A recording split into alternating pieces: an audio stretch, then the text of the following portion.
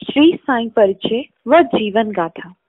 श्री साईं बाबा के नाम से कोई बिरला व्यक्ति ही होगा जो उनसे परिचित ना हो। वे कलयुग के महान अवतार थे। उन्होंने किस देश, जाति, धार्मिक परिवार व कुल में जन्म लिया था, यह कोई नहीं जानता। उनके पूर्वज कौन थे, उनके पिता व माता कौन थी, यह भी कोई नहीं जानता था। हेमांत पंत ने साईं बाबा से उनके जीवन के विषय में जानने की इच्छा प्रकट की थी, पर उन्हें बाबा जी से कोई जानकारी नहीं मिल सकी। बाबा ने किसी और को भी अपने विषय में नहीं बताया था। एक बार जब बाबा महाल साप्ती के साथ एकांत में बैठे थे तो उन्होंने अपनी जन्म तिथि बताई। उन्होंने कागज के एक पुर्जे पर बाबा की जन्म तिथि लिख कर रख दी। वह कागज का पुर्जा हेमांत पंत के हाथ लग गया। इसी पुर्जे के आधार पर वह बाबा की जीवनी लिखने लगे।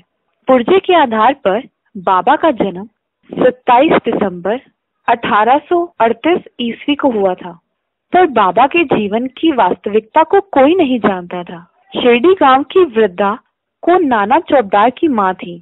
उसके अनुसार एक युवा जो अत्यंत सुंदर नीम वृक्ष के नीचे समाधि में लीन दिखाई पड़ा।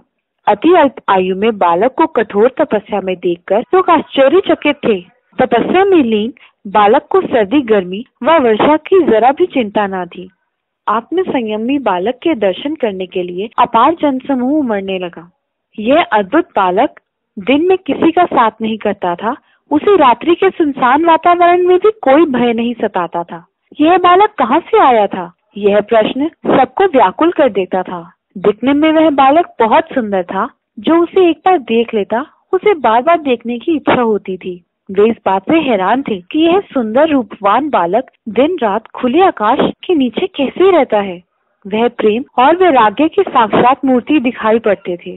उन्हें अपने मान अपमान की कभी भी चिंता नहीं सताती थी। वे साधारण मनुष्य के साथ मिलकर रहते थे। नृत्य देखते, गजल व कव्वाली सुनते हुए अपना सर हिलाकर उनकी प्रशंसा करते थे। इतना सब कुछ होते हुए भी उनकी समाधि भंग न होती। जब दुनिया जागती थी तब वह सोते थे, जब दुनिया सोती थी तब वह जागते थे। बाबा ने स्वयं को कभी भगवान नहीं माना था। वह प्रत्येक चमत्कार को भगवान का वरदान मानते थे।